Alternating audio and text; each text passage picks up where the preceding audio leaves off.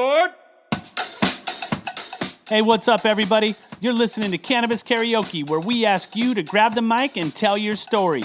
Get inside info from today's most interesting cannabis pioneers, and from the first note to the end of the song, listen up as you get to hear the stories of success on Cannabis Karaoke. Welcome back to another episode of Cannabis Karaoke. I'm your host, Danny Keith, and we've been putting podcasts out every day, talking to thought leaders, talking to people in the space as we go through this lockdown period, this isolation period. Actually got knocked offline yesterday, didn't have power or internet all day, so I wasn't able to do anything, and all the food that I had bought to stock up on, I was packing ice into my fridge. So hopefully that didn't happen for my guest that I'm about to introduce. Pretty stoked today. We haven't had a chance to really talk to the dispensary experts yet, so I went out, reached out, found one. Luckily, I have one in my backyard. Introducing Colin Disheroon. He is the founder and CEO of Santa Cruz Naturals. He's also the founder and the leader of a music festival that takes place in Santa Cruz as well called Power of Flower. Definitely a innovator and mover shaker in the space. Welcome to the show, Colin. Thanks a lot, Danny. Thanks for having me. I appreciate it. Absolutely, dude. I think, you know, it's funny. We have an interesting story about how we kind of got together. We have a bunch of mutual friends, and those mutual friends were like, "You guys are almost identical. You should talk to each other." And then we started talking and took a run at doing some business together. And you know, I think the thing that impresses me the most about you, honestly, and I haven't had a chance to really ever tell you this, is like how involved you are. Not just the fact that you own a dispensary or that you're a proponent of cannabis, but how involved you are with the political scene, how you lobby, how you work with people. And, you know, everywhere I go, when I bring up your name, people are just so amazed at how much you do. So I just want to start off the interview with saying thank you for all the hard work that you've put in to date. A lot of times that goes unnoticed or unwarranted from people. And I just want to take the chance to say thank you. And the cannabis space in Santa Cruz thanks you, I believe, as well. Danny, thank you so much for that. Those are really kind words, and I really appreciate hearing that. And the feeling is mutual about you. I see you at all of the important events, and I know that the efforts that you've been making throughout the years and bringing cannabis to the forefront, bringing people, you know, people's awareness to all the brands in California that are, you know, out there and available. You're definitely an innovator and somebody that the industry looks up to as well. And I also just want to mention that, you know, for cannabis, you know, in this particular day and age, it really does take political involvement and action and community support to get the, you know, to have cannabis become more and more of a pronounced part of society. And there are a lot of really, really good operators out there that are politically involved and navigating, you know, efficiently and helping guide our politicians to making the right decisions. So I'm not alone in that, but thank you for the compliment. I appreciate it. You're more than welcome, and thank you as well. It's always nice. You know, the one thing I do like about this space is that people are willing to kind of give each other accolades and, you know, prop each other up. I think the mentality of we're stronger together is something that is an underlying current in the space. And you know, I just want to go back to, you know, you're referencing that, you know, cannabis is political. I mean, Santa Cruz is such an interesting monster when it comes to the cannabis space. It's funny, when we went legal rec, it was like everybody else was exploding with business, and Santa Cruz just kind of stayed the same. We were a little bit ahead of the curve. I mean, we had dispensaries before people really were recognizing them as dispensaries, and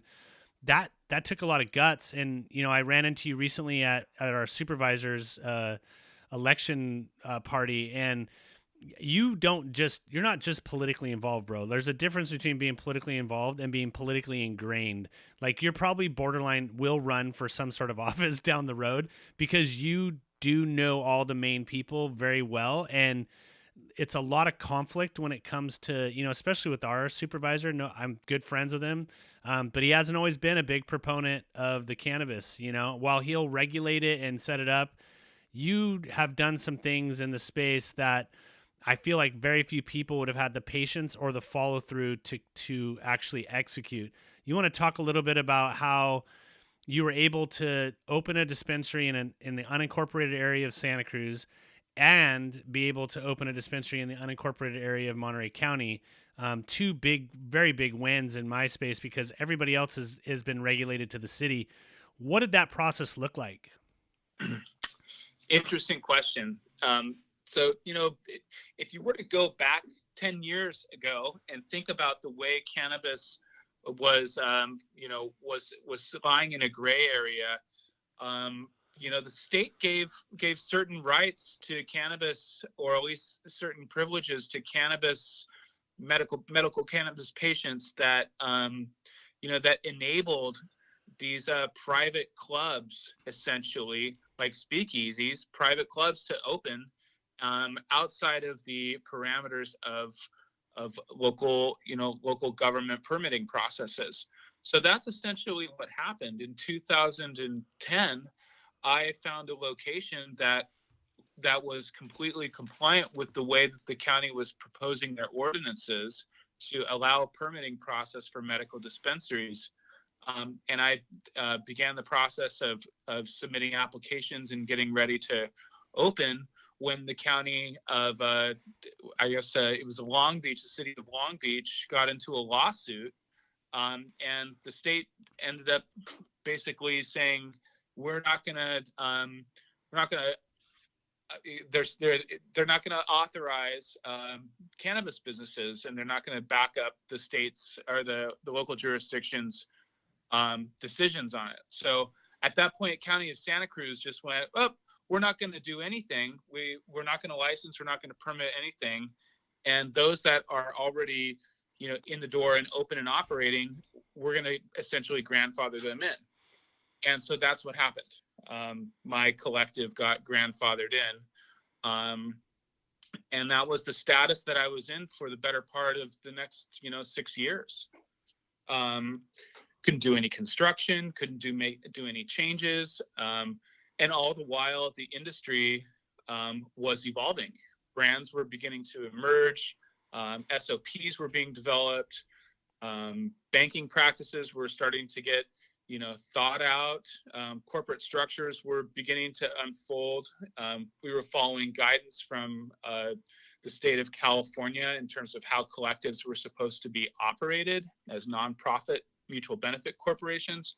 And that led to a whole entanglement of legal issues because these, rightful cannabis business owners had created these businesses that actually had no ownership structure by law. And so, that confusion led to, when we started getting towards the legalization time, that led to a huge upheaval across the state and how businesses would be operated. So, I fortunately was able to, to work with the right people and find the right legal advising and stuff to make it through the eye of that needle. But throughout that process, I was watching Monterey County, which was a totally like Wild West, maybe not Wild West. It was a complete conservative, closed off, anti-cannabis community. And it was like, in my mind, getting something open in Monterey County was like the pinnacle of what my career would have been. And it was interesting because Monterey County was really the one that flipped the switch in terms of allowing large cannabis agriculture and subsequently dispensaries. So, needless to say, it took 3 years of hard work from the point that I made contact with, with somebody who had a piece of real estate with that could be zoned for retail, to the point where I actually opened the second location just outside of the city limits of Watsonville. Like literally, you cross the bridge. Yeah, you could literally stand across, in Watsonville and throw a rock and hit the building. It's one of those rare border opportunities where you're and I want to also say that there's a little something different that you're not giving your I feel like maybe you're glazing over, and so I'm going to go ahead and point it out, which is you not only do navigate Santa Cruz, which people consider like, oh, so much good weed in Santa Cruz, and it's true. Like we definitely are spoiled. Like we get good waves, we also get good weed. Like we kind of got the best of everything here. But at the end of the day, you were swinging hard to get your store where it's at right now. And it's not just like you could have just thrown open a store. Let's be honest, without naming names. There's some pretty scuzzy looking stores out there, right? And you your stores have always been from the minute I went in there, and you've gone through multiple iterations of layout and look and whatever, but you are constantly improving. It's your stores when you walk in, they're very welcoming. You really are following the guidelines of customer experience. Some of these places I go in before the coronavirus hit, I was probably in 30 to 40 dispensaries a week. And, you walk in and there's the no guns and the, anti-knife and all these like negative things that make, I don't want to say normal people, but people that aren't weed heads, like a little bit skittish to go into. And I really see you having put forth the effort both in both locations. You have a look and feel, you have an atmosphere, you have a culture with your people. The amount of time that I got to spend working with them, all professional. You really are doing things the right way, and I feel the best way. And I think that if that is definitely something that sets you aside from all the competitors. I mean, you obviously have there's 14 doors in Santa Cruz County at the moment, 13, 14. Um, Yeah, 13 licenses in the unincorporated county, another 4 or 5 in the city. and I go in all of them, and I have to say, like, again, when your name gets brought up or your store gets brought up, 9 times out of 10, like people are like, yeah, solid store. Even with the brands. I mean, I work with a ton of brands, and they all want to be in your store, and that's something that's not easy. Going into LA, man, I see a lot of shitty spots, lots, and they're busy, Mm-hmm. but they're not really focused on that experience. What made you decide? You could have just thrown open the doors and sold weed, right? Like Mm-hmm. everybody else is doing. What made you pay so much attention to detail like you have? What about you is like that drives that part of it? That's a really great question. So a little bit about my background. I have a college degree in park and wildland management. So I spent the better part of a decade working with school groups, working with parks, working with government agencies. Um, so a big part of my background had to do with law enforcement and curriculum writing and design. And then later on in my career, I was working in adventure tourism and organizational team building development, where I was actually working with high ropes courses and zipline tours a lot. So all of those various things led me to have an acute attention to detail, um, to ensure safety, ensure quality experience, because that was my career. When I really started seeing the medical cannabis opportunities start coming to light, um, I had to, I saw some dispensaries opening that I thought were just awful, horrible operators. Like I could just see the way that they were doing business, the way the practices were behind the scenes. And that made me realize like these guys are really like successful right now, and they're running really not good business practices. Why can't I do this? This seems like a more logical thing for me. It'll be safer for me than hanging 200 feet off the ground on a high ropes course zipline tour. Maybe I should start looking at this. So excuse me, that was probably the biggest thing that led me to start focusing on designing the company and a model that really represented my ethos. Environmental awareness, safe practices, um, good pricing, authentic, cannabis, organic certification programs. All of those things kind of led me to creating Santa Cruz Naturals.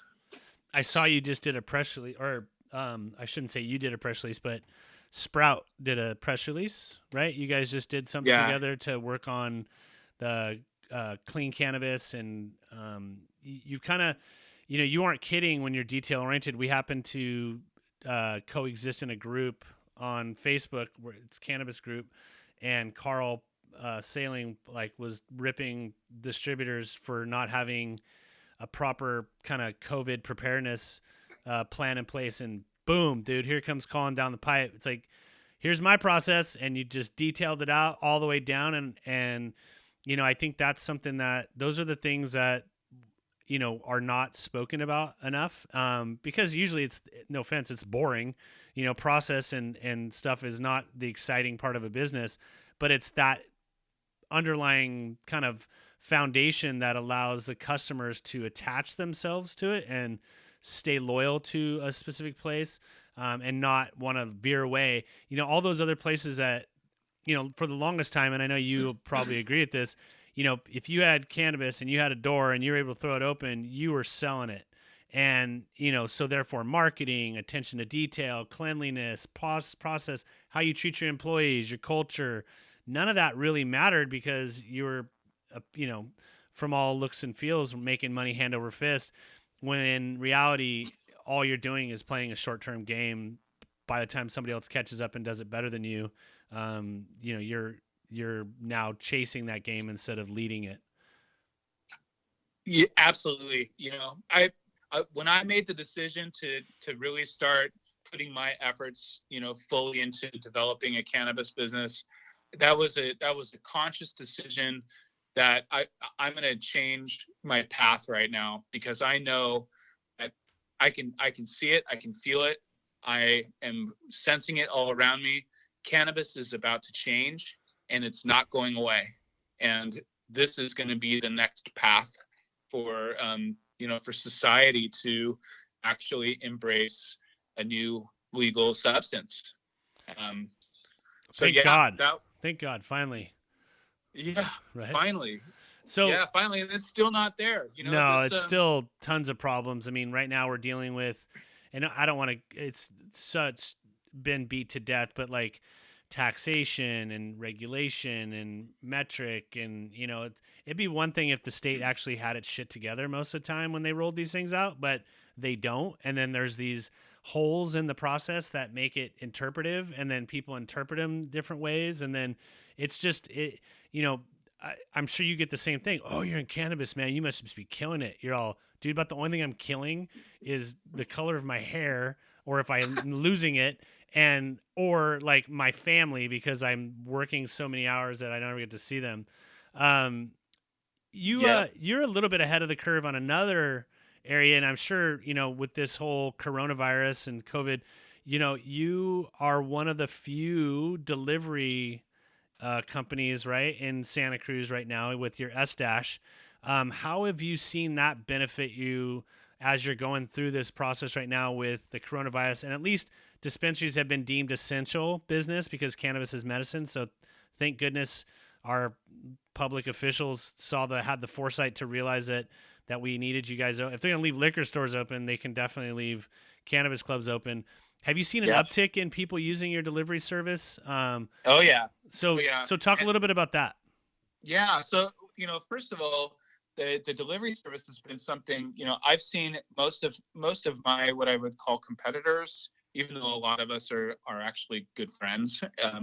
I've seen most of my competitors launch delivery services, maintain them for a little bit, and then pull the plug, because they just, to date, they're just not worth it. They, competing against an unregulated market of delivery services has been, um, been a huge challenge. And, up until now, the delivery service has really been a very, very minuscule part of our overall revenue. But with the, this emergence of the new era of virus, awareness, we have definitely seen the delivery service pick up, um, triple fold. And we're, considering now onboarding other vehicles and expanding that as a part of the business model, because there is really no certainty on how long this is going to last. We're seeing, trends changing in different, parts of the world where the virus is now, appearing to be under control. But, the US is a very large nation, and we are not a society of people that likes to be told what to do. Um, and that may be our own demise when it comes to, the longevity of this disease. So, delivery services may be a way to help get products to people that need them without having people have to expose themselves to the outside world. Do you think? Uh, Let me ask another question. I was going to go down one tangent, but I want to pivot for a second. Do you see? Because it's all the rage right now, right? It's on the news. Oh my God, cannabis business is going off. We're up. You're seeing reports on Forbes and all these other places. Do you see? Because we are like literally day 5 of our supposed shelter in place. I personally have been under like my own self quarantine since Monday of last week, just because I've got asthma and I'm not trying to play with this thing Yep. if I can avoid it. And Yep. but do you see the supply chain component breaking down? Like right now you're killing it, but are you running out of product yet? Is availability still there? Are people still manufacturing? Like, do you see that getting impacted here in the near future? There's a potential. We and I would just caution around the term killing it, because we have been busy, especially through the onset of this thing. But people went through a streak of panic buying, just like everybody's done with alcohol and hand sanitizer and gloves and masks and yada yada. Toilet paper. Don't forget the toilet paper. Toilet paper, like, Because you right? obviously shit yourself when you get this disease to the point where you need 3 years worth of toilet paper. But carry on. You Go need 3 ahead. years worth of toilet paper, exactly. Because whenever there's a big problem with this, everybody's brains go to shit too. Yeah. So Ain't that the truth? Stock up on toilet paper. No, I'm just there's after this panic buy has happened, people are definitely slowing down. Because cannabis is still being viewed around the majority of the state as an essential business, those operators are continuing to work from what I'm seeing. Governor Newsom's shelter-in-place order last night had a very clear statement within it that said the supply chain must continue. And so I think that's an important, piece of information that the cannabis industry is going to need to hold on to when they begin feeling the pressure from local governments to have to shut down further. That the supply chain must continue, because if the supply chain does not continue with cannabis, we'll hit, that critical point where products become more and more limited, obviously, and people start to, turn their direction back to the black market. So, for the time being, I don't see the cannabis supply chain being dramatically impacted, but that could always change. You brought up the illegal market. I get in trouble when I say the black market. People criticize me.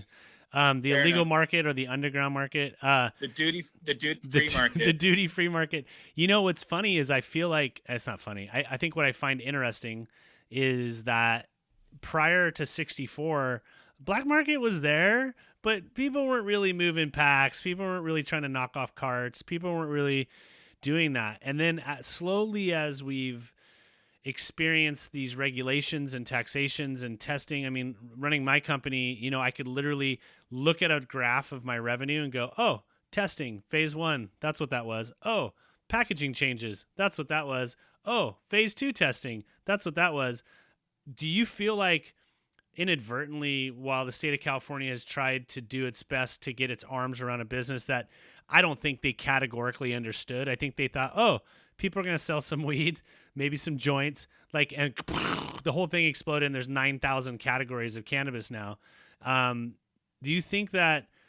I think, but I want your opinion. Do you think that we are seeing a push towards that illegal market? I mean, I feel like more and more people now, we've gotten, we went medicinally, then we went recreationally, then we hooked a bunch of people, then a bunch of people met the people that were growing weed or making whatever they're doing, and then they're like, well, why I'll just buy directly from them.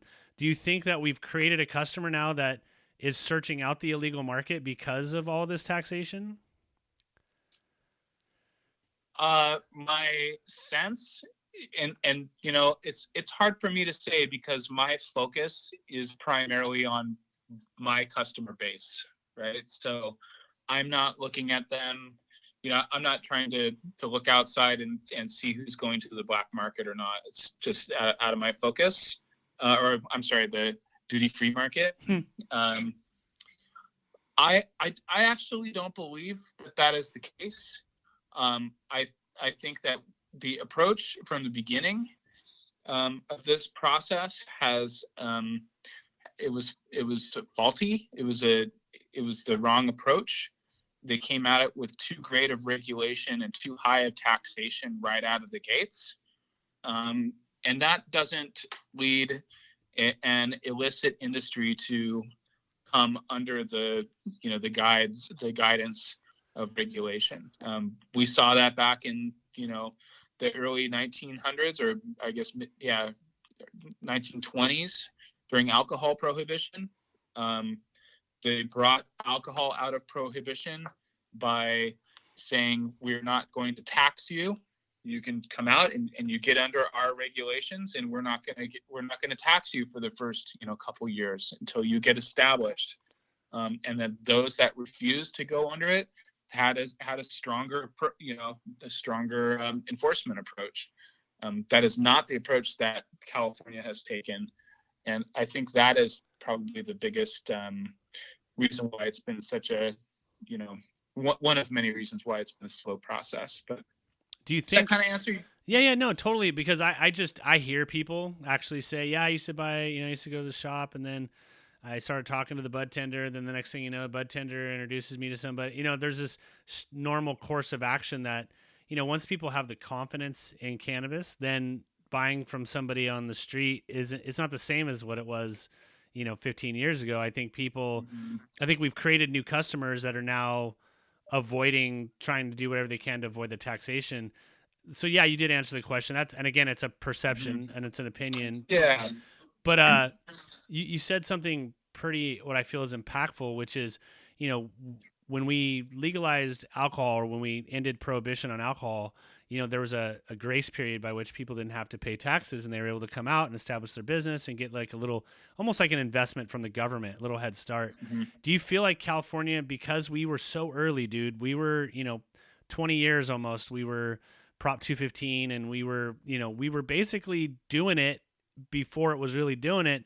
Do you feel like the public officials or regulators or whatever you want to coin them, do you think they were sitting back kind of licking their lips thinking, oh my God, there's so much money in this space, that they didn't really realize that when you bring something into regulation and you start to tax it and you start to create process, I mean, for God's sakes, we test cannabis more stringently than we test our own food, and we're not even allowed to use the organic labeling because that's a federal mark. So, like, do you feel like if California could do it over again, would they change their ways, or what do you see happening, I guess, in the near future? Because they're going to have to do something, or it's going to completely strangle the business, more than it already is.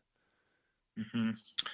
So, California is a tough one. For years, I referred to California as cannabis' sleeping dragon. It's going to emerge. It's going to raise its head in a big way. And if we're not ready for it, it will overtake us. And unfortunately, the state took it the wrong way, in my opinion.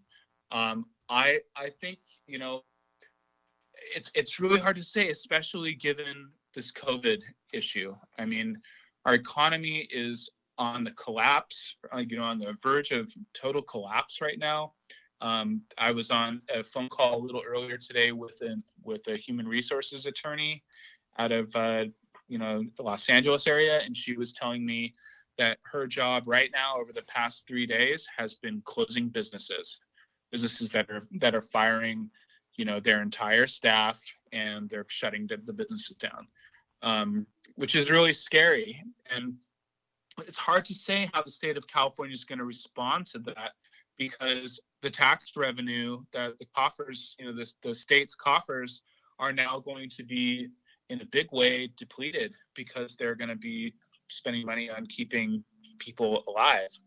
Um, so, my wish, my hope, my thought is that the state would wake up, reduce the excise taxes that they're charging, reduce some sales taxes, and really put their best foot forward in lobbying to the federal government to change the way cannabis is classified, so that the 280E, IRS 280E code implications can be resolved, and that there aren't, banking issues like we have. It's funny you bring that up. A lot of people, a lot of most people that, and I'm sure you get the same questions like, how do I get in? Where should I invest? Like, man, I should have got in earlier. But they all don't understand that we're all operating under that cloud of the 280E, which could, Oh yeah. they could just decide to BB gun pick off just about anybody they want to make a case, on. And so something that just Yeah. isn't talked about very often. And it's one of the premier things that I feel. It's one thing to deschedule the plant. It's another thing to get the, some safe banking. I mean, that's a whole nother problem that we have in the space, is that we're leaving too much money outside of the banking process instead of trying to keep it in. And, is that IRS reclassification? Because technically that was put there during the Jimmy Hoffa days, when that would be how they would get guys was, oh, well, you're allowed to do illegal activities as long as you pay your taxes on them. Mm-hmm. Which is so Mm-hmm. asinine, right? Like, as long as if you're a mobster, just pay your taxes. And so, Yep. Yep. like, with that hanging over your head, as you look at COVID as it's coming down the pipe, and man, this virus is pretty nasty, but the economical fallout that we're about to experience due to this virus, unless you're a grocery store, a hand sanitizer business, or a toilet paper company, you're not safe. I mean, it could take out No. anybody, and there's going to be a massive wealth redistribution. If you look at the market, it's lost all of its earnings. How does, what are you just day to day right now? Like, how do you plan for the future? And, what kind of conversations are you having with your advisors around restricting store hours, letting employees go? I mean, business is hard enough as it is, let Oh yeah. alone throwing this and something into the mix that's just, if you want to polarize our country any more than you possibly could, it's just been done. Yeah. So yes, I'm having conversations with advisors, financial advisors, legal advisors, um, because the business we have to stay in business, and especially because we are now considered to be an essential service, so that is a major, thing that that is coming. We're looking at ways to incentivize the best employees to continue to grow and succeed with the company right now while we're going through these challenges. And at the same time, it's going to become pretty clear, the employees that can't hack it with the stress, the increased, tension, all of the different pressures that COVID is creating for us. This is really, I was reading an article earlier that this was a business article, they're calling COVID the black swan of 2020, because it's going to come in and it is going to have a lot of, upside in the future. But for right now, it's like, it's going to sharpen the spear. It's going to, it's going to, unfortunately, those businesses that can't hang through this thing are going to be going to the wayside. And those businesses that really can hunker down and figure out how to, bob and weave and maintain their viability through this are going to be the ones that very likely, end up becoming publicly traded companies in the United States in the next, year or something, when federal government finally decides to change its tune on cannabis. Yeah, I think you're absolutely right. I mean, I like the term black swan because right now I see tons of opportunity. It's just a waiting period at the moment as kind of the Mm-hmm. musical chairs get moved around. Speaking of musical chairs, as if running a dispensary in this day and age wasn't hard enough, and being by county wasn't interesting enough. Last year, you decided to enter the festival scene, and you decided to put together a festival called Power Flower, which, by the way, is one of my favorite shirts. I don't know why it makes me look good when I wear it, but it's got great artwork. And it's a great cause to support. Whenever I wear it, people are like, oh, I went to that. And I was dead ass sick during that day. And I was like, I couldn't even barely open my eyes. So I didn't get a chance to actually attend, but I want to, and I want to, so when you, and again, COVID doesn't really apply to your festival at the moment, except for it maybe pushing out when you would have wanted to do your second one. When you took that on, as if you weren't already politically ingrained, you had to go back up to the plate and take more swings on bringing a cannabis influenced event to the Santa Cruz County Fairgrounds. I don't know even where to start or what question to ask, but I'm just going to turn it over and say, why the fuck did you think that that was a good idea? But I think it goes without saying that being involved with cannabis, especially when its legality was so gray, and bringing it into this, into the fold of a business, there has to be a level of crazy that people have to make that happen. Sure. So I will say that I had a good team with me. I've a risk-taking team, a hardworking team, but it definitely took a bit of crazy to make that a reality, especially given the fact that we conceptualized the idea of the music festival literally 2.5 months prior to the festival itself. It was fast And tracked. it was super fast tracked, and we developed the SOPs, the whole production team, design, layout, as well as secured all 3 state and local licenses to do it. That was it took hard work, and it took political leveraging. I got good help from one of our California state assemblyman's office.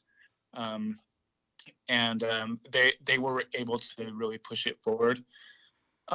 But that's just something that spoke to my passion. I'm a musician, and I love the history of music, and cannabis and music go hand in hand. And I could see the opportunity to fulfill a vision by bringing music and cannabis together on equal footing. And that was what I wanted to do with Power Flower, and that's what we did. And really hope we're in planning phase right now, or just last week, for July 11th and 12th at the Santa Cruz Fairgrounds. But given COVID, we're in a holding pattern before we keep moving forward this year.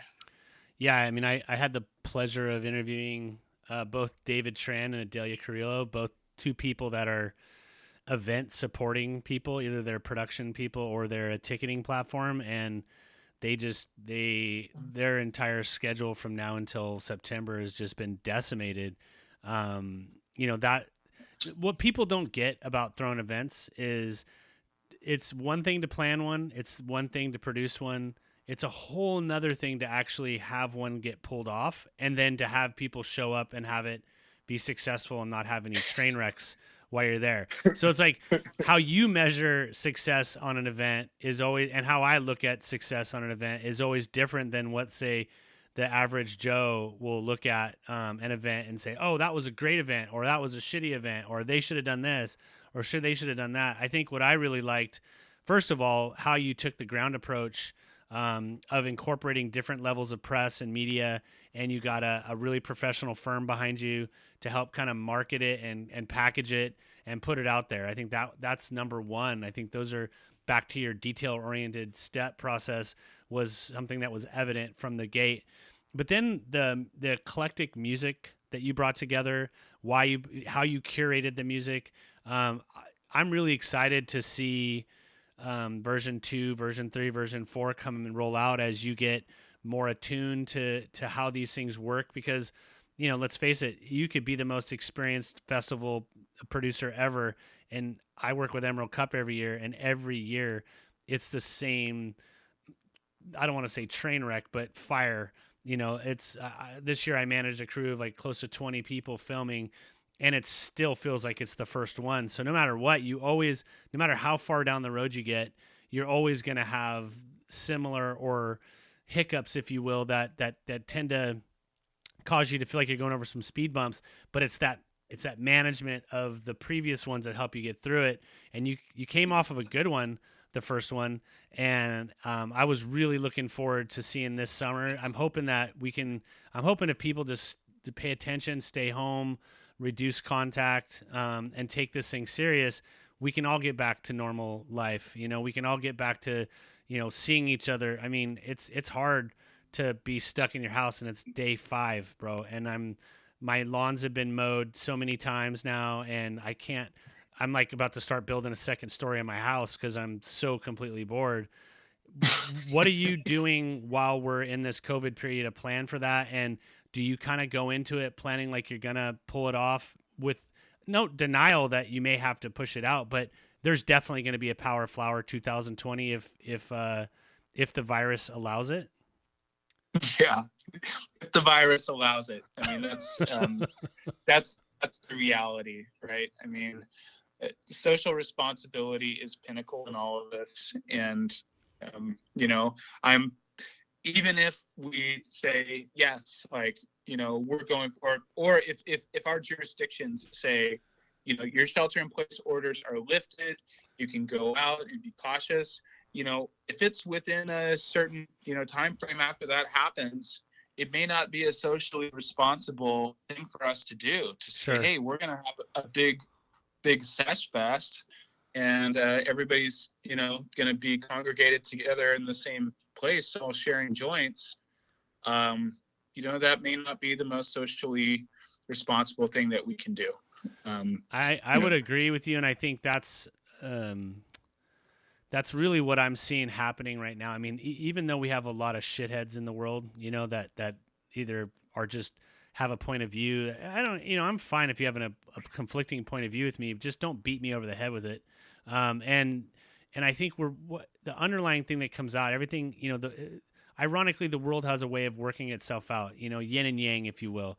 And I see good people really coming together and wanting to help one another, and trying to be conscious of what you were just talking about.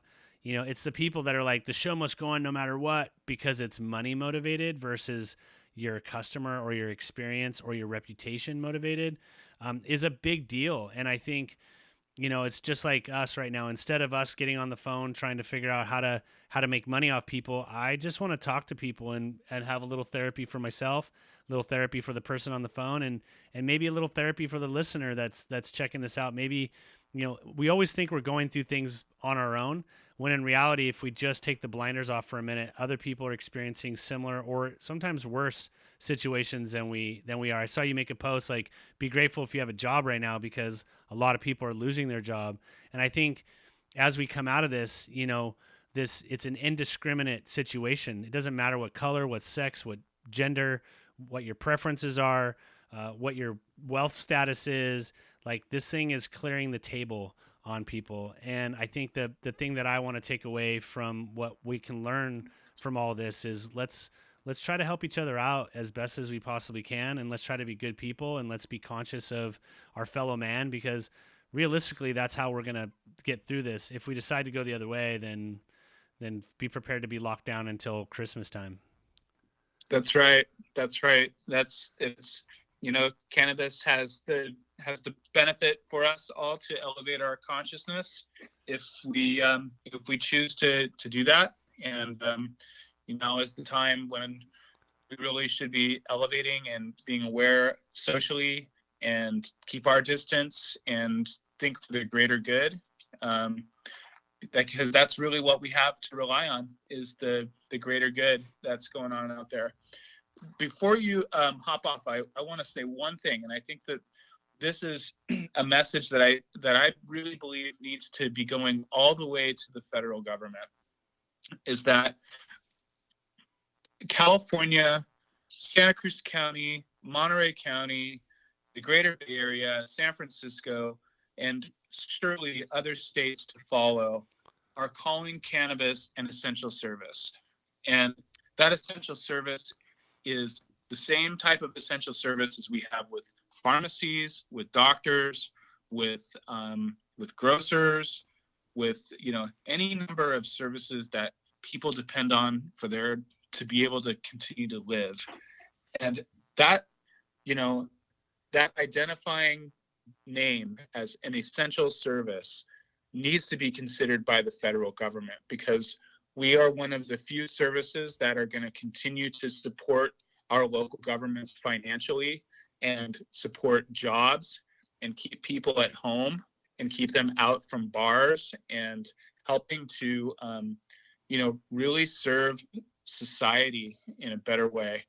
And that needs to be the forefront of the message in the federal government. Is it's time to change the policies. It's time to decriminalize cannabis. It's time to give cannabis its rights as businesses and its rights as as citizens and consumers, and be treated like any other regulated industry. But we are an essential service, and that needs to be the message of the Fed. I 110% agree with you. And, it didn't take but a minute for San Francisco and the Upper Bay Area to flip on their decision to close dispensaries and to deem them essential services. And then, to your point, I feel like it was like dominoes that fell after that. I feel like every other county, and I think other states, did look to California for that standard. And I think you are right. I think that's an underlying message that we need to amplify, that if we're willing during the time of the worst crisis that we've ever seen in our lifetime, able to deem the plant an essential service, then we need to take the steps to make that essential service protected and give it the best opportunity it can to succeed. Indeed. So, hey, as we wrap up, why don't you go ahead and give a couple shout outs and drop your website and your social media handles, and then we'll let you get back to work. Right on. I appreciate it. So people can find us at www.santacruznaturals.org. They can check out the Power of Flower Festival at powerofflower.org. On Instagram, it's hashtag Power of Flower. On Instagram, you can find the Santa Cruz Naturals at Believe in a Higher Flower. You can check out our delivery service at SDash.com. That's SDash. Actually, it's SdashCannabis.com. So check us all out there, and hopefully we'll be launching Power Flower, later this summer, and we'll get through this virus, and we'll be a stronger society after it. Man, with people like you at the helm, I can't think that we would have any better chance. And again, as we close out, it's Colin Disheroon from Santa Cruz Naturals and Power of Flower. And this has been Cannabis Karaoke. You have a good rest of your day, my man, and we'll talk soon. Dude, thank you, Danny, so much. I really appreciate it. You have a great weekend, and stay 6 feet away from me at all times. All right, my man. Okay, bye. That's a wrap. Thank you for listening to this edition of Cannabis Karaoke, another kick-ass podcast about all things cannabis. You can find us on iTunes, Spotify, SoundCloud, and our website, cannabiskaraoke.tv. And if you or someone you know would like to be on the show, please hit the book your interview button on the right. Cannabis Karaoke. Grab the mic and tell your story.